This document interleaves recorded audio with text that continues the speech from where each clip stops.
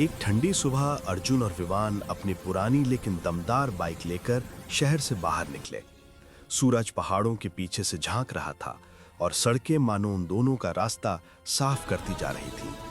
हवा चेहरे पर पड़ती तो लगता जैसे आजादी का कोई गीत बज रहा हो। जंगलों से गुजरते हुए उन्हें पाइन की खुशबू ने रोक लिया और दोनों कुछ देर वहीं बैठकर हंसते बतियाते रहे। आगे बढ़ते हुए अचानक हल्की बारिश शुरू हो गई। सड़क चमकने लगी और बाइक की हेडलाइट पानी की बूंदों पर सोने जैसा चमक बिखेर रही थी।